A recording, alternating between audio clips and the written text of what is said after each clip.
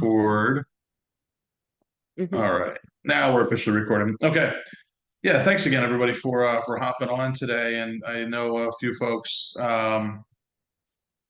joined us last week and I would say today is kind of a continuation from last week. I know Renee will do a little bit of a recap from last week, Yep. talking about this topic, which, we could probably do another 2 or 3 sessions beyond this about building partnerships with parents and with your families. And we had a really great discussion last week, and today will be a continuation of that.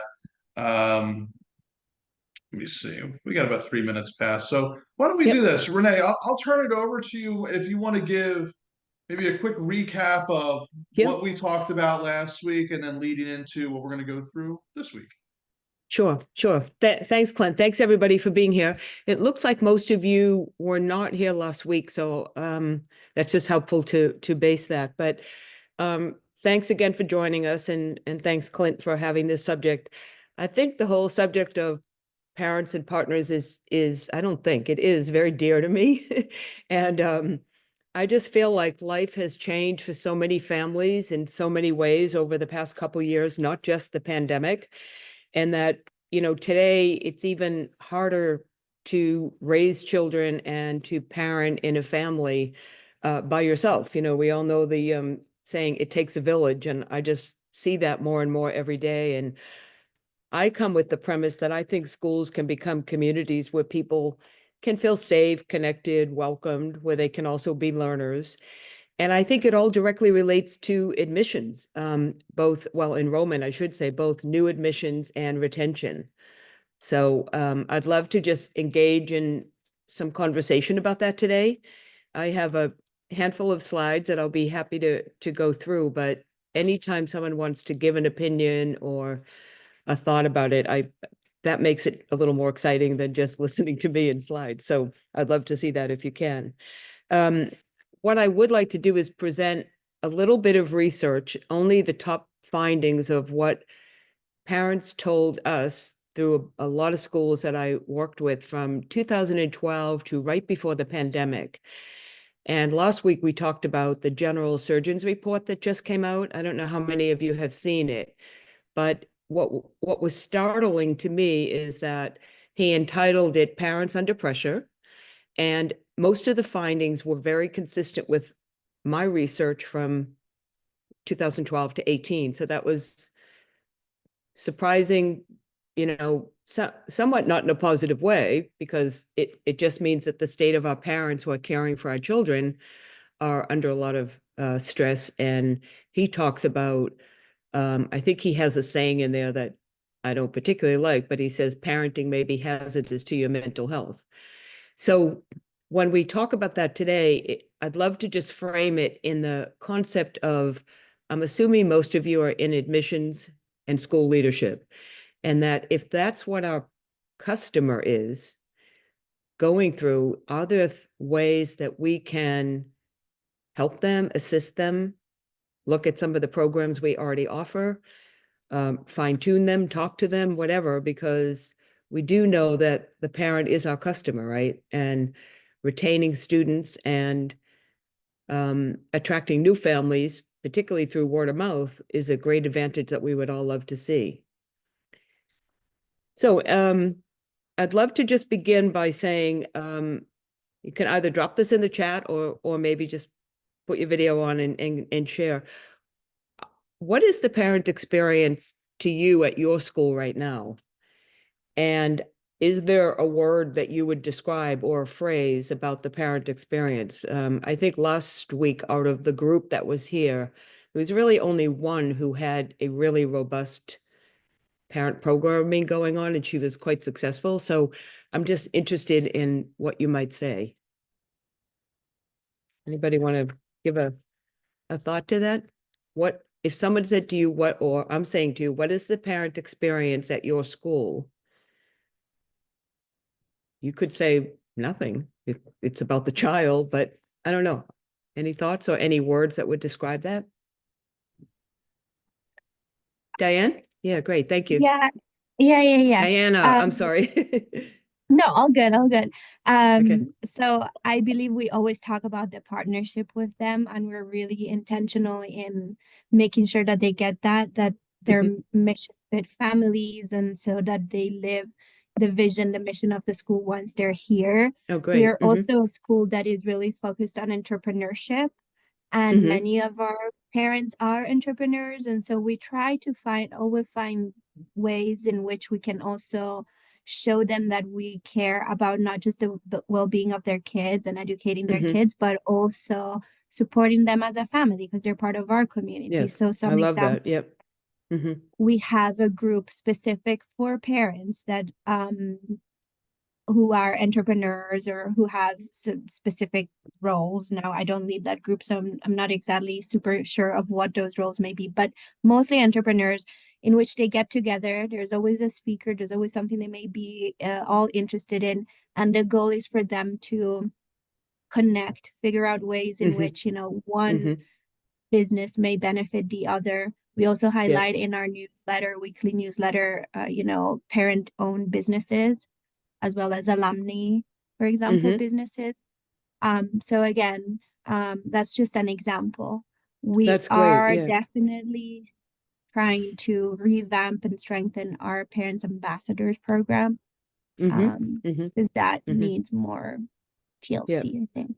Thank you. Thank you. So two Mhm. things you said. One is the word connect, which I think is just an important word because we do know through the pandemic that all of us, not just our families and parents, are looking for more connection and belonging. But at the same time, we've also learned how to isolate and be comfortable with that, right? And not necessarily go out. And that's not necessarily good for our health, right? And the second thing you said is the parent ambassador, which I think is a really important element in a school because parents can help each other. Parents can also be learners because they're bringing up a family, right? And thirdly, they can also be great ambassadors for the school, word of mouth. I did this presentation yesterday with a group of school leaders, and one of them said, I love the idea of getting our parents to say my school, right? Like at this school, it's for my child, but it's also for me. Let me tell you about the programs they do for us, right? So I was happy to see that. Does anyone else have anything that they want to add in about what is the parent experience at your school, or are you using that term at all? Are you wanting to, or are you not?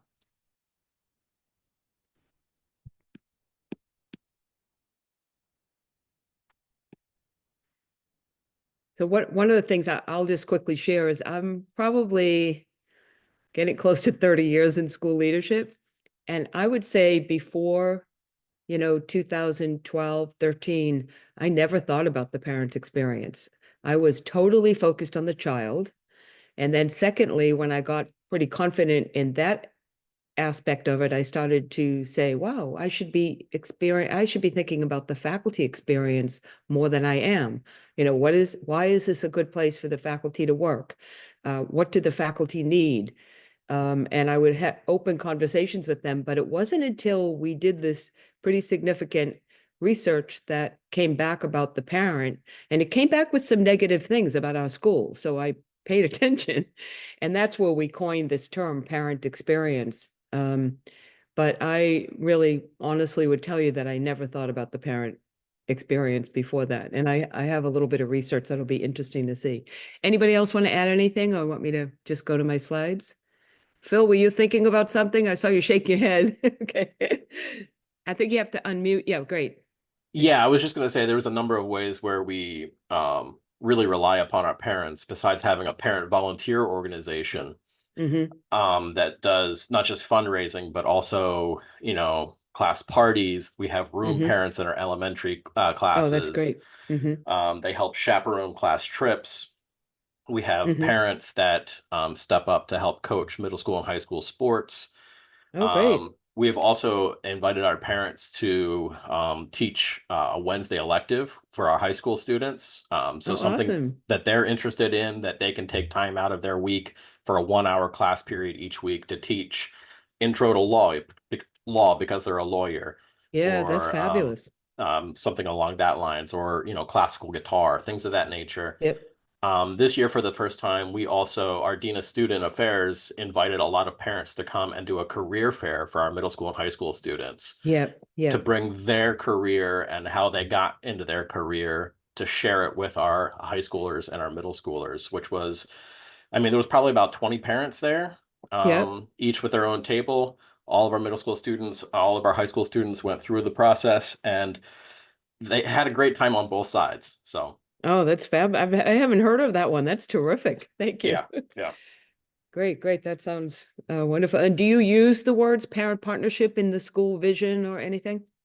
I mean, our big thing is partnering with parents is our number one thing. Oh, that's great. I love it. Yeah, that's who we are, and what we do is partnering with parents for the sake of the kids.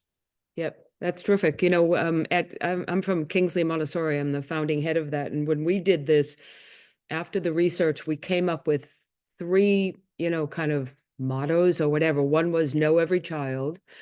One was the foundational decade of learning, because children came in at toddler to the 6th grade. It was 10 years, and we had parents as partners.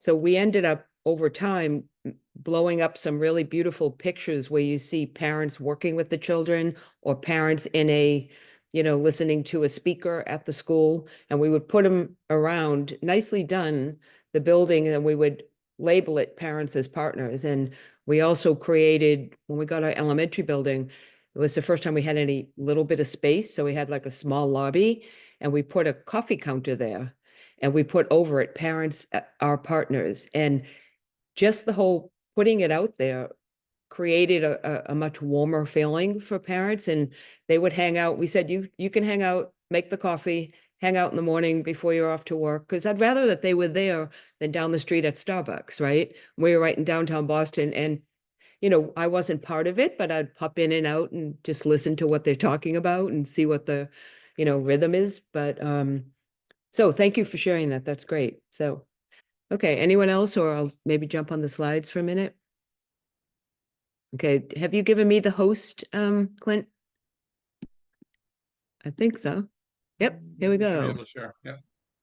Yeah, this is the first time. It didn't work perfectly last week. So so when I think about, I'll go through a few and then stop sharing and ask for some comments. But when I think about all of this partnership with parents,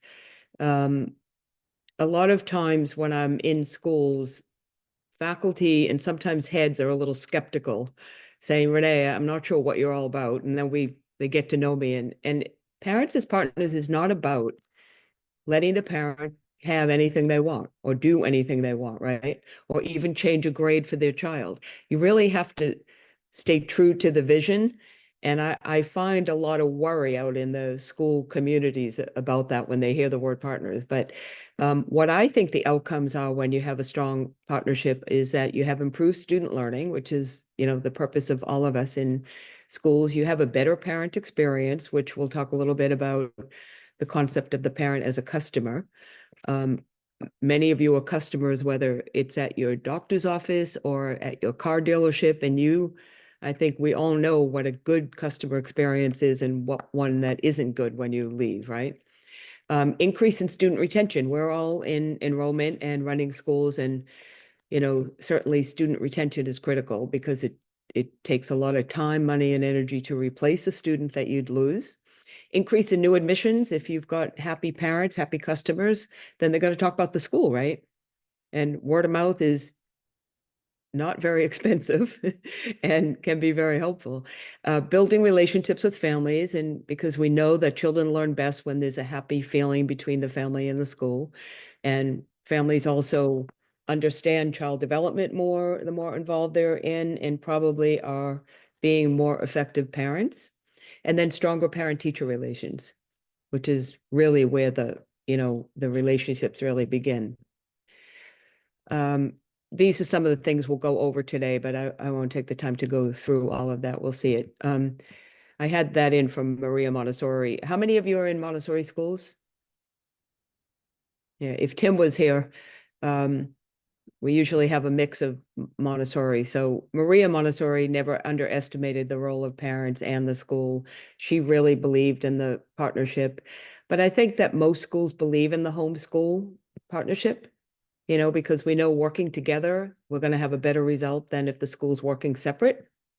And that what's better when parents really understand why we do what we do, right?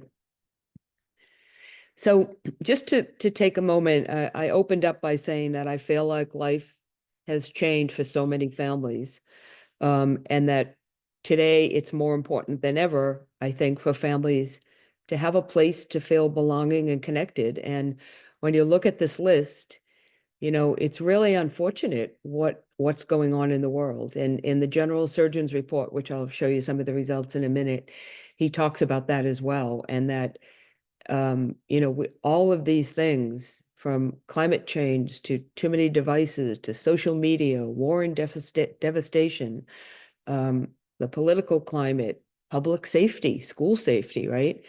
The economy, the pandemic. It used to just be the pandemic, but look at all these other things that have happened that are in our day-to-day lives.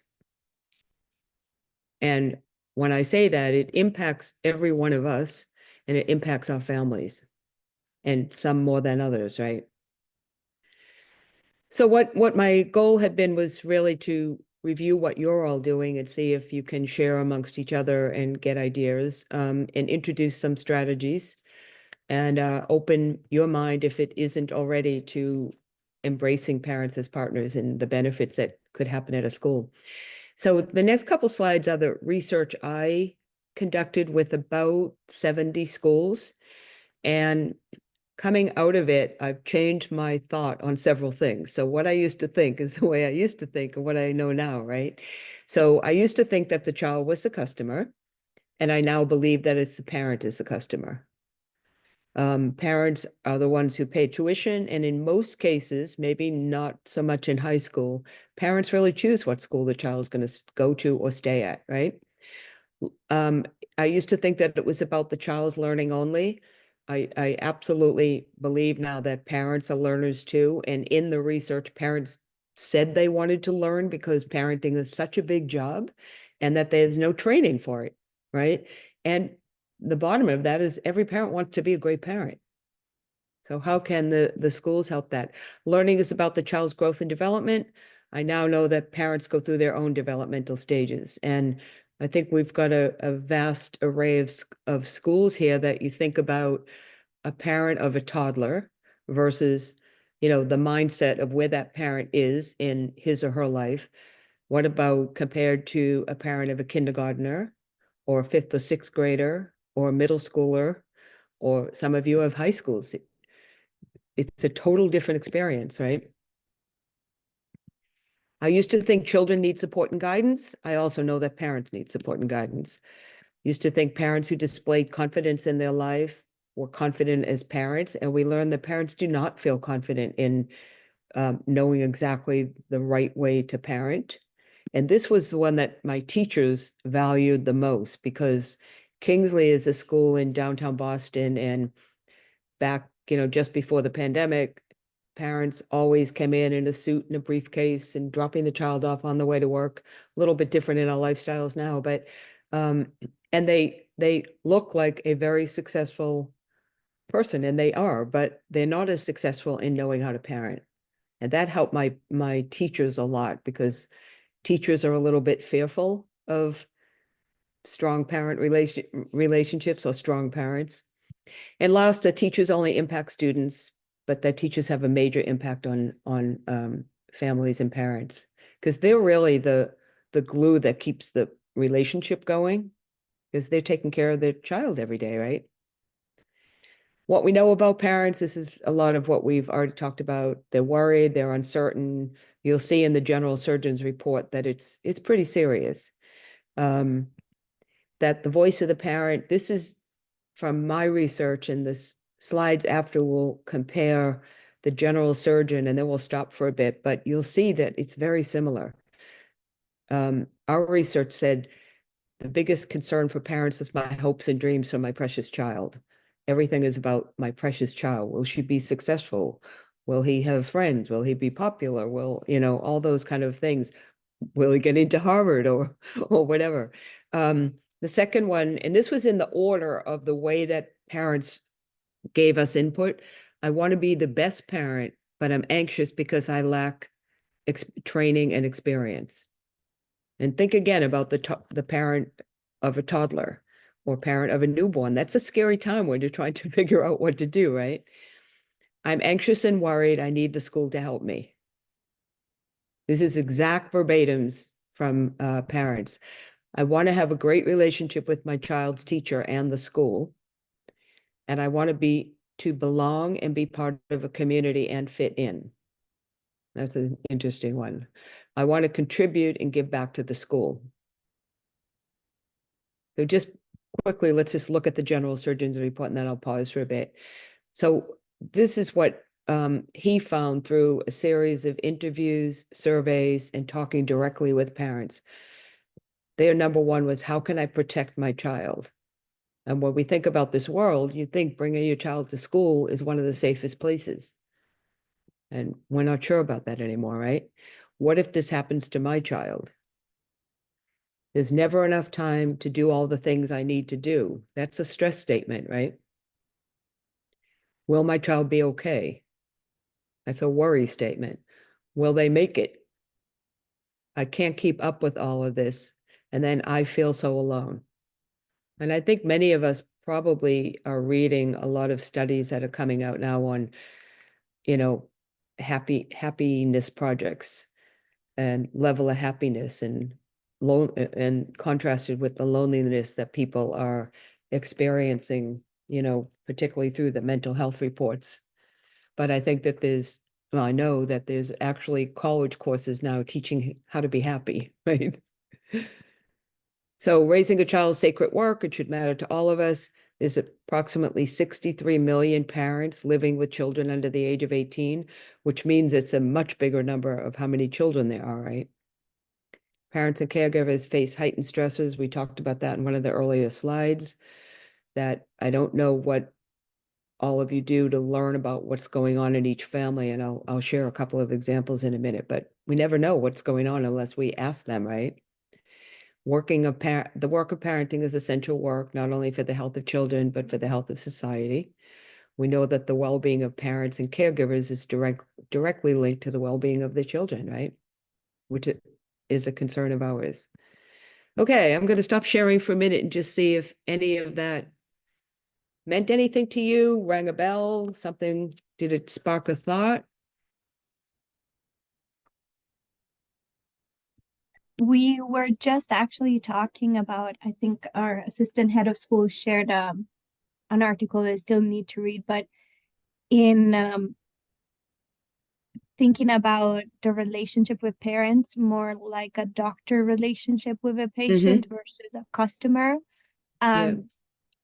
Thinking how ideally, it's less of a transactional thing and more of a relationship building thing, and getting to know one and getting to know, different aspects of your life that may impact you and cause some, and I'm thinking more about not just maybe a specialized doctor, more your primary healthcare physician, let's say. Sure. And so that. So are you doing anything specific, Diana, to get to know families? Or are you just talking about it, thinking that you want to think about how we can do this? Well, we do things, and we we have all these groups, not necessarily for the parents ambassadors, but for our parent association. We do a lot of things with them. We have lots of historical knowledge also of the families, but we're trying to again focus a little bit more on hospitality per se, and sense of belonging. And for me, an admission really related also to retention of families, and of course also having them with word of mouth. Thank you. Anyone else have anything you want to add? So someone added in the, oh, hi Apana, how are you? I'm good, thank you. How are you? Good, nice to see you. I'm sorry. Thank you. Nice to be here. I had some problem logging on, so sorry about that. No problem. Joined a couple minutes late. I just wanted to say though, whatever you said about connecting with parents really resonates with our philosophy too. We are a Montessori school, and I know that it doesn't matter Montessori or not. parents are a very big, important part of that equation. Mhm. I appreciate some of the strategies and the reasons for why, we Mhm. need this to happen. And I think what we've been trying to do is just invite them in as much as possible. Mhm. Yeah, Just to have a completely open door policy, not just in words, but in actions too. absolutely. Yeah. Usually when I do tours, I spend at least an hour with each family and we talk Mhm. about what their needs are, what they would like to see happen, and Yeah. how we can adapt to meet their needs. Now, we can't Mhm. always meet everything that they would like, Yeah. but we try our best. And I think they see that because the feedback that we've been receiving is that we're here because of that. Yep. I had a family great. join last week that said we've toured more than 6 to 8 schools and we keep coming back here because there's something about the warmth. It's And something you're doing, right? Yep. You've right, got and some then kind of welcoming feeling, right? right, and Yeah, they it's see how great. at ease I think teachers are Yeah. also at speaking with children, speaking with parents, including grandparents, extended family members. So I love that. I guess we're Mhm. trying to figure out how much can we do that's Mhm. feasible at our end, because many of the family events are evening and weekend events, and Yeah, we don't want to overstrain ourselves either. I mean, we absolutely. already Yeah. stretched thin. Yes. Yeah. So we're trying to do what we can, but any insights around that will be appreciated. Yep. Yep. No, I thank you for sharing that. One of the things that I've seen happening in the last 2 or 3 years with a few schools I'm working with, and it has not taken a lot of time, but one school, Battery Park Montessori, actually gives parents a form that says getting to know you, and it has a list of questions, and the parents fill it out and send it back into the school, and teachers read it. Then they organize a welcome Zoom, and it's only, I think, 15 minutes. It could be 20. And they did it 2 years ago with all parents. They had 2 teachers in every classroom, so they split it up because it was a time thing. And now they're just doing it with new parents. And so they end up having a Zoom with the parent, and the parents are like over the moon excited that the school wants to talk to me, right? And we do have a list of like 5 questions, so all teachers can feel like they can lead the discussion. And they're learning a lot of things about the home life, about who's living in the family. Sometimes it's not such great stuff, that there's a divorce going on, or there's a sick grandparent and the child's really attached to him or her, or they're moving, or, one of the questions is, what was the highlight of the summer? And anything special you want, what are you worried about for the upcoming year? Or I think it's phrased a little, is there anything you're worried about? It's very carefully phrased. And parents will, share and really feel that sense of belonging. And because I ended up being able to talk to some of the parents to say, we put that in, what do you think about it? And they're saying, I was shocked when I got a message that the teacher wanted to talk to me. And they did it over Zoom, which was easy. I didn't have to leave my office. And I felt so honored that she wanted to talk to me, right? And I think the ending questions are more a little bit transactional, as I think Diana mentioned, what's the best way to communicate with you? Is it, we don't text, but some schools do. Is it via text? Is it via an email? Is it a call to the office, a call home, whatever? And parents will tell you the time that's better for them. Call me between 8 and 9 because I've got 3 little children, or whatever. So you can start to build that. And I think relationships vary a little bit. It's not a cookie cutter for every family or every school, right? So that's one example. Anyone have anything more they want to share? We have some more strategies in the slide deck, but If I may add, yeah, Renee, go ahead. those are awesome. We're going to start this this week. Actually, is our first PTA meeting. Yeah, And we're trying to revive the Parent Teacher Association, which had kind of it fell aside during the COVID years, and now it's coming back. yeah. And what one of our thoughts was that perhaps for those monthly meetings, we could rotate the teacher that might be present. you know, Yeah. so there's that teacher element. So I'll attend the first one this week and we'll see how that goes. But I love the idea of those focus questions. I'm going to be thinking of one or two for this upcoming meeting. Thank you. That's great. And I think when you said that you spend an hour with every family, that's a lot. But what we started doing at Kingsley several years ago is the admissions director would do the whole admissions tour and the conversation, and then we would end up having that family it was only like 12 minutes where we would have one of the teachers at the level the child was, like say it was a lower elementary. We would work it out that she could step out of the classroom. And when we had them all scripted, so they knew like here's 5 things to say, so they're comfortable. And then they would answer questions, but the parent leaves the admissions experience having got a little touch of the teacher, which is just beautiful. And I think it just connects them in a way that, you know, what we also did at Kingsley is we said to parents during the year, can we put you on our mailing list? Because I'd like you to see the all school newsletter so you can just get familiar with the culture of Kingsley. And that we also invited them to many of the major events, but we did ask them, please let us know through admissions that you'll be attending. And we said to them, we want to have a name tag, but it was also a safety thing. We just wanted to know who was coming and, you know, things like that. So, and we would say, come back as often as you can for the year, because you've got to feel us. We want you to feel like this is the right place. And I used to say, and your heart will tell you. And you just said, Aparna, that people come back after looking at a bunch of schools. But so it's really about that touch point, the customer contact that happens, and the sense of the customer walking away feeling connected, but feeling like we cared about that person too. And they learned about the school, right? So I think somebody, there's a couple things in the chat here. So Matt asked about which general surgeon's report. It just came out less than a month ago. It's called Parents Under Pressure 2024. And I know some of you do the PTAs. What I would do if I was running a school right now with this general surgeon's report, I would come to each PTA and say, can I have 20 minutes and talk about the report in general and say, here's 3 things that were findings.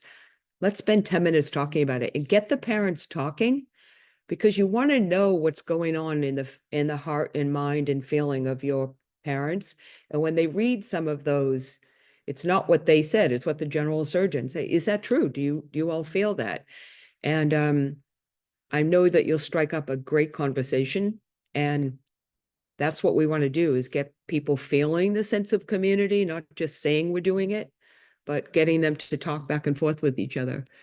Matt, if I could say, maybe you can comment on this. We pair experienced parents within our community with new families to ensure new families have a connection into our community, as well as welcome events specifically for parents to meet and get to know each other. That's fabulous.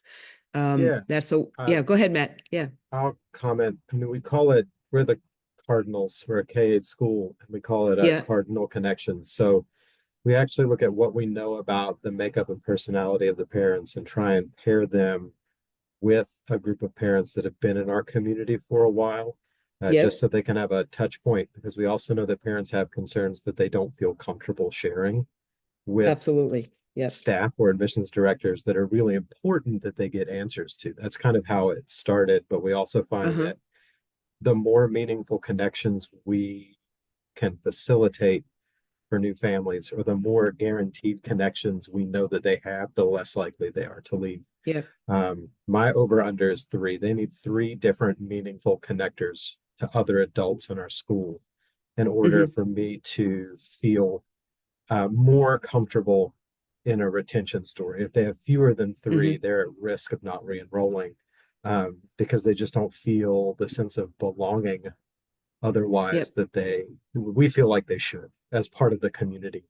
And then the events, we just have a few events that are specifically parents only, so that they can come and be around staff and be in our school as parents, as adults, not parents with kids. And we find that it's a different kind of vibe. in those events in a good way, Right.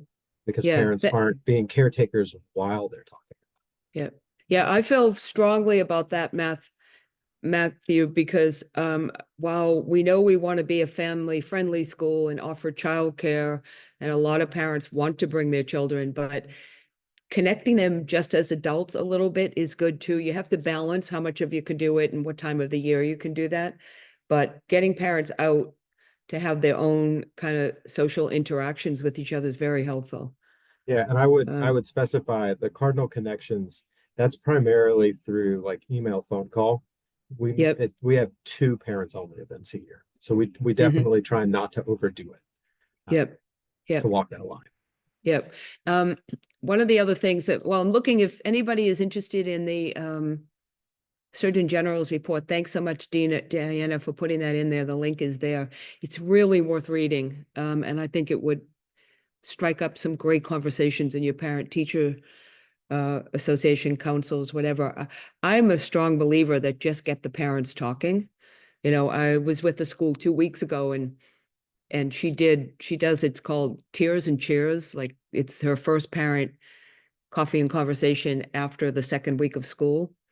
And she sent me an email and said, you were right. There was so many parents here, and one whole group of parents of the toddler kids, all they were doing was talking about breast pumps. And I just said, that's awesome. Just that they were talking. And she said, you're absolutely right. If I had a presentation, they weren't there for that. They were there to connect with each other and just talk to each other and make friends. So you know that they were connecting after that. And that's what we really want to happen, because I think that retention is stronger when parents feel connected in the school community. So, Christine, would you like to say a little bit about the Ask Me Anything? I think that sounds like I think the Bowman School in Palo Alto, she does that once a year. How often do you do it, and what does it look like? So our principals do that a couple of times a year. We have a junior principal and a senior principal, and they basically make themselves available to parents for a couple of hours in an evening. And it really is an Ask Me Anything session where parents are encouraged to ask whatever questions they have. Yep. And just talk about some of their concerns, whether it be curriculum issues, academic issues, social issues, those kinds of things. And it just gives them another opportunity for a touch point with the teachers or teacher representatives for the school. Yep. And I think helps to allay some of their fears. I think one of the things that we've seen over the past few years is that anxiety rising in the parents sort of continually, where we're having to do maybe a little bit more hand-holding, particularly with new parents at the beginning of the year, a little bit more reassurances, those kinds of things. And this is helpful to allay some of that. Yep. Yeah, a school I work with does something called talking heads, because they have assistant head and a head. So they call it talking heads. And generally they come with a little comment about something, and then they open it up and just let it go. They don't, no PowerPoints, no big agenda items. But yesterday I was doing this with a group of heads, and one of them was really worried about, you said that they can talk about concerns. And so she says she's hesitant to do these open conversations, because what if they ask me something, and it's kind of a relatively new head, what if they ask me something or it's a complaint? And I said, well, wouldn't you rather know that than not know it? Number one, that's a way to look at it. And figure out, you know, I used to have gyp sheets on my desk about certain sentences I would say back, you know, like, oh, that's a really interesting thing. I'm going to have to think and talk to the teachers a little bit more about that. Can I get back to you about that? You know, and then you buy yourself a little bit of time, rather than I have to answer this and I don't have the answer, and that was a complaint, you know. And I kind of, you know, learned through this survey experience, because I had the person who did the survey was pretty skilled. And, you know, I'd find some red things and say, well, Steve, there's only one comment there. He says, that's the comment you need to go for. I don't, you know, you have all these good comments and you're hanging on those. The red one is the one you want no red, you know. And so it made me be able to realize that when somebody gives you a complaint or a concern, that's really helpful, because and I think also, go ahead. Sorry. I think also, unless it's a very personal issue to that particular student and family, it's often something that all of them are thinking of, or have come up. If it's one parent's that concerned about it, then often there's more than one that has the same And there's concern. probably So a conversation going on out in the community about it too, exactly. right? Yes, exactly. And sometimes you could even say to the, sometimes you'll get a difficult parent in those that will go on and say, listen, can you meet tomorrow morning? I'd love to talk to you more individually, and just be strong about it, right? And these meetings aren't always comfortable, but I'd rather go at it than be blind to it, because it's creating a culture and a certain kind of a sense of community. And we want the community to feel belonging, and parents as learners willing to ask questions and to know that we don't do everything perfect. And I think the fact that we're willing to do this shows transparency. That's right. Transparency And is super transparency is important. good. And we always say, trust me, right? Well, transparency builds trust, right? Yes. That's great. Just looking here, and then I can jump back onto, someone else does the tears and cheers coffee with kindergarten parents, because one of the earlier slides said that parents have developmental stages. And if any of you are parents, you probably remember times. And I remember my first child going to preschool. I couldn't go home. I was crying so much that I had to let go of him, and I didn't want to go home. And so I drove around for a couple of blocks, and then I went home and calmed myself down. Because we all have different stages, right? And getting parents to talk about it. And we used to have the most fun with the toddler parents, because and we also felt like toddler was the beginning of the foundational decade at Kingsley. And we knew if we get to those toddler parents and get a sense of belonging, that's going to strengthen the retention. We want to get them early. And that's, at the bottom, our toddler faculty did something we called it Montessori 101. And this was before pandemic. They would have a parent meeting one night a month, and all they did was sit on the floor with a table. The parent did bring wine. There were no children, and the teacher just talked to them about toilet training or friendships or whatever. But they just sat around, and then she would show them parts of the classroom, and it just made them feel such a sense of belonging for their first baby, right? That they're letting go of. And we started seeing our toddlers just retaining all the way up. And it was really great to see the retention statistics increase like that.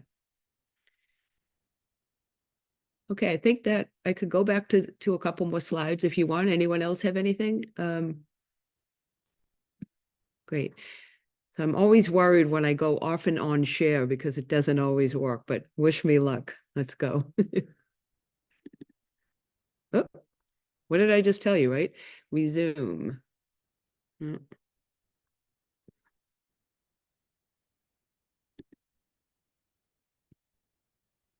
Weird, that's what happened last week. I don't Happened remember last what the week. It fix was. happened. Yeah, I see. What happens is I think what happens is my presentation shuts down, but I'll reopen it. I'm sure this will work now. That's confident, right? Sorry about that.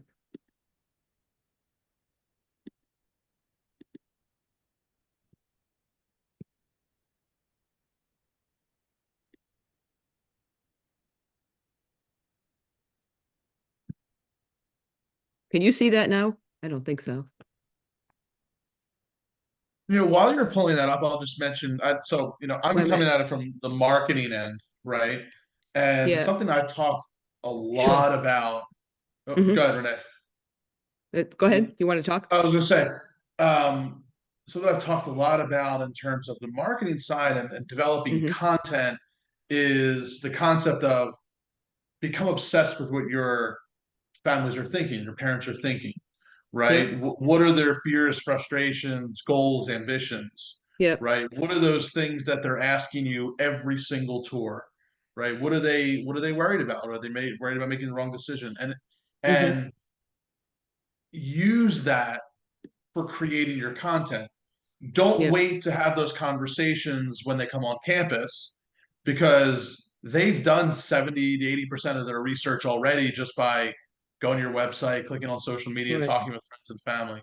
So when you're creating your social media content, blog content, newsletter content, it can all be boiled down into just answering those questions. You know, I always say start with a document, brain dump. What are all the questions we get asked on our tour all the time?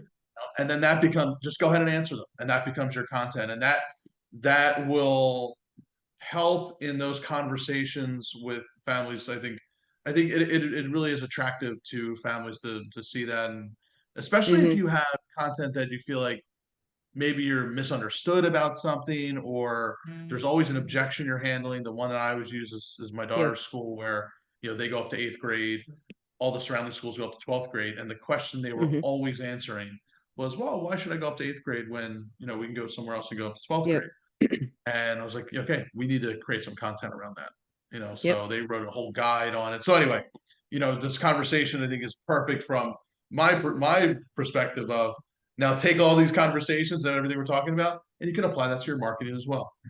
Yep. No, that's great. Thank you. Look at that.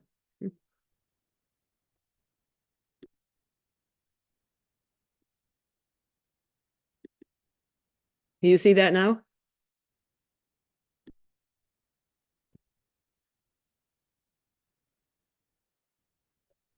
Yeah, good to go. Can you can see it? Yeah, it looks good. Okay, Yeah. great. Okay, I'm here now. So the voice of the parent, what do they want? What do we want to give? How can we deliver it?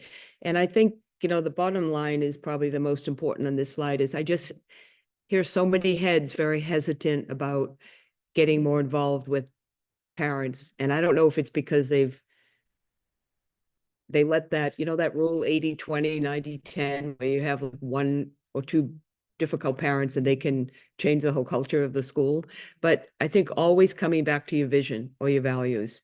And I guarantee after a couple of difficult conversations, it'll become natural for you. And I used to use sticky notes just to keep me on guard. But so what do parents want for their children? We won't go through this thing, but we know they want them to be learners, happy, have friends. They want their teacher to love them. They want to be well prepared for the next phase of school life. The concept of parents as learners, that was a big finding in my research. The parents at Kingsley did not want, we had to change the name of our program that was called Parent Education Night, and they wanted it to be called Parent Learning, because they said, I'm already educated, Renee, I have a master's degree. Now, I have no idea why this woman, I could remember it like it was yesterday, was offended by a parent education, but that was important to know, right? These were young parents who were, hopefully going to stay at my school for the 10 years. So this is the one that was my biggest finding in the research, was the dual experience that parents have with their child's school. The first part of the experience is about my child, what we said before. Is my child happy? Do they have friends? Does the teacher like him or her? Is he learning? But then what about me as a parent? And our research, which I don't have time to go into deeply today, when we brought parents in to talk about some of this and their self-identity, they said, but I have to learn to be the best parent so that I can be confident. And I'm not really sure about how to do this. And they literally said they want the school to help us. So by putting together a learning program, we brought in speakers, we would have forums with parents, we would have welcome them on some of our committees for some of the changes that we're making in the school, having them work together. So here it is again, the dual experience they have, parent with the student, my child, and my parent's own experience, me as a parent. Focus must be on the totality of the parent experience for customer satisfaction. What is customer service? How do we do it? I'll just go through these quickly. I think that the definition of customer service is right there. It's the experience students and families have when interacting with our schools. Every time they do something at our school, whether it's a call in, a meeting with the teacher, drop off, pickup, that is their experience, right? Whether it's the car line. My son was in a car line the other day and said, Mom, it took us 30 minutes. The child is new to kindergarten. And I'm like, if I was running that school, I would fix that. There's a system problem. But, just finding out what are the things that can be improved in the school environment. And something that came up a couple years ago in talking about this. Schools are the only place that see their customers multiple times a day. Think about that. So we have to be at our best. We have to be, it has to be a strong culture where everybody's aligned on this. Why, and so retention is important for every school. We know it takes 7 times more resources to replace a child. The child family experience builds their school retention and also brings in word of mouth marketing. Looking at, I'm going to jump to some of the strategies because I'm watching the time frame, but here's one that just saying that reframing perceptions of parent experience. If you Google parent experience in schools, you will get some really great articles. I think 7 years ago, we would have got no articles because the term customer experience now is being used a lot in the public schools. And so it would be interesting in it. The articles are quite good and they relate a lot to the values of the homeschool partnership. Down on the bottom of that, some schools adopt parent and faculty partnership agreements. Some schools I work with have done that, where they write out a parent agreement. Also NAIS, I'm just looking on my desk here. They have this little tiny booklet and it's called Principles of Good Practice for Schools Working with Parents. And the other side of it is Principles of Good Practice for Parents Working with Schools. It's very similar to what I'm talking about with a partnership agreement. And I will always recommend to schools, if you put one together, bring it to the PTO or the PTA and say, here's what we're doing. People ask me to be more clear about what is the partnership or the agreement that we want to have and how we work together. And put it up on a whiteboard and let people edit it so they own it. Sometimes parents will add a few things. You can say, I started this from NAIS, but I want to make it specific to our school. I always suggest that you allow parents to have input to it. Teachers love it because it builds their confidence in knowing that parents have to follow certain rules of being respectful when they're talking with them as well. And I've used it many times where I've taken it out in a meeting if a parent's been very difficult and say, look, I think we need to stop and regroup a little bit here. You know, I'm feeling a lot of anger from you. I'm trying to listen. I need you to listen to my side. Maybe we won't come to full agreement today. I promise you I'll meet again, and bring up the agreement. Say, here's what we agreed to do. And, you know, it's just another tool.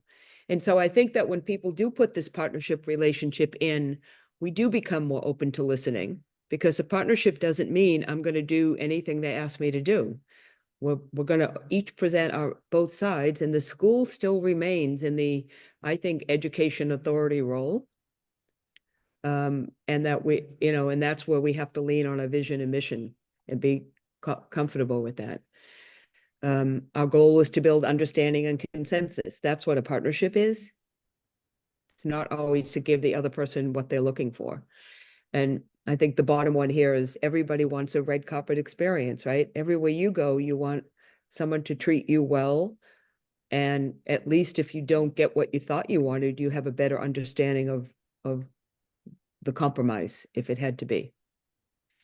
Raving Fans, I don't know if any of you read this book. It's a great professional development book. It's one of those Ken Blanchard books. It's very short, and in it talks about raving fans, and you can apply it to your school if you're doing work with faculty about the parent partnership. I have found that faculty do need some professional development in this area because they're not really sure how to deal with parents, and we have to build their confidence. And we've done a lot of PD where teachers role play with each other. Then we come back to a group and they share what it was like to have a difficult parent. We always model them on difficult parents. I don't know why, because that's what scares us, right?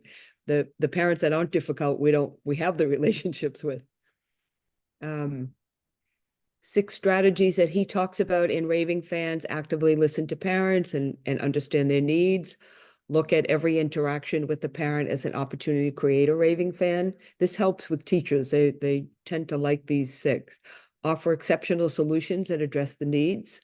Over-deliver by 1%. Not saying over-deliver by 80%, 1%.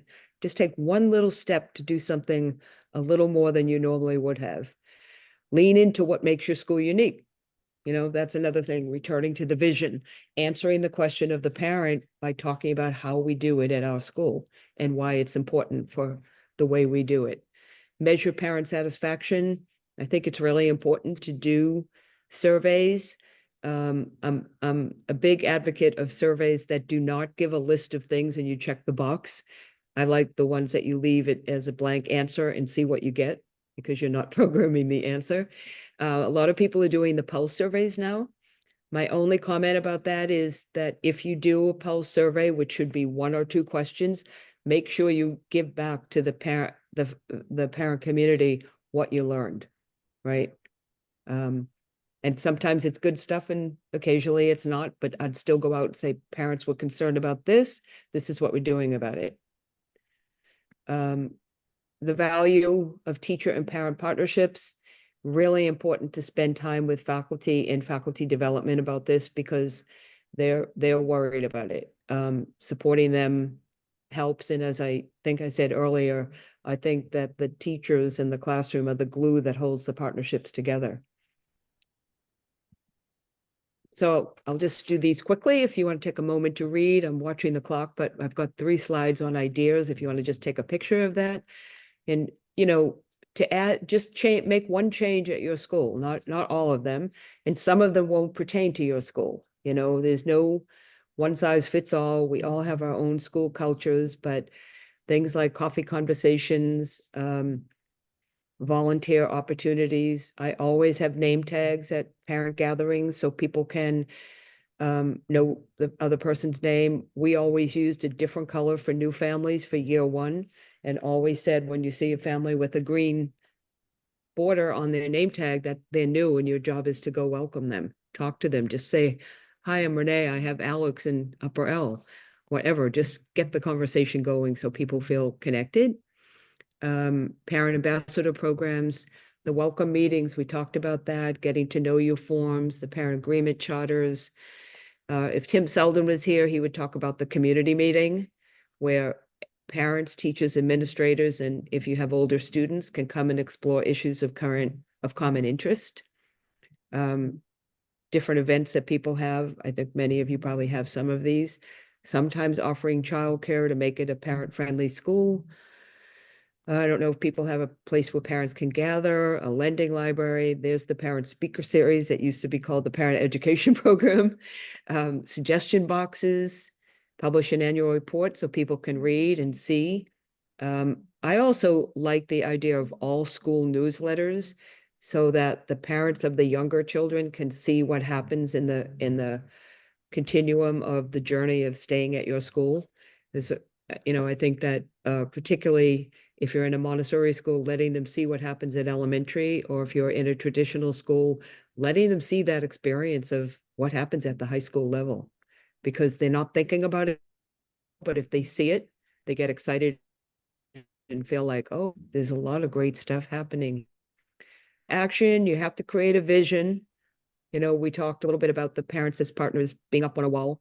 I think, Matthew, you said you had that framed. I did too. The whole team has to align with doing it. And even though I gave you some strategies there, every school I work with, they come up with a list of them. They have lots of ideas.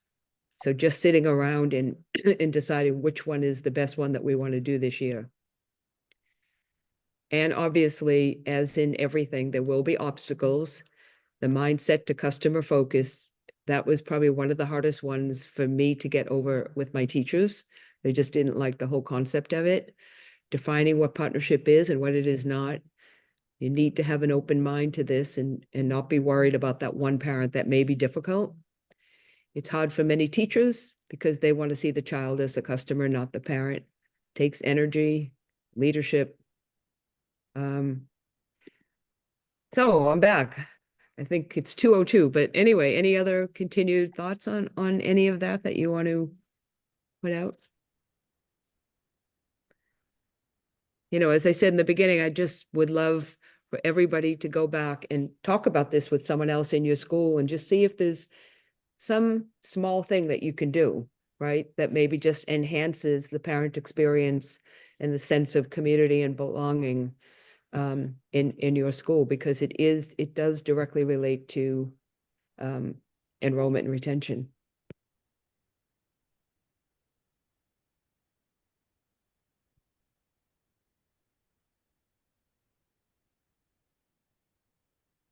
Aparna, if you can send me an email, I can figure out a way to get you a parent survey.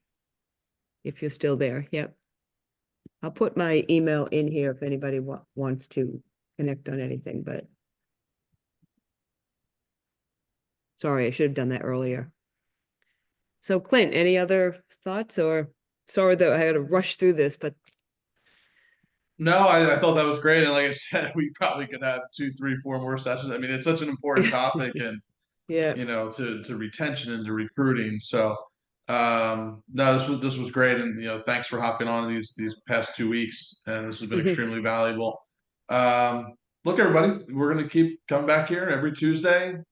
I'm not sure what our topic will be next week. Maybe we'll do part 3. I don't know. We'll but you know, stay tuned, keep an eye on our email. We'll let you know what our topic is for next week. And yeah, otherwise, have a great rest of the week, and hopefully see you all next Tuesday. Great. Thanks for all your comments and suggestions and sharing. That was informative. Thank you. Okay, bye. Thanks, everybody. Take Clint. care. Appreciate it. Yep. Bye-bye. Thank you.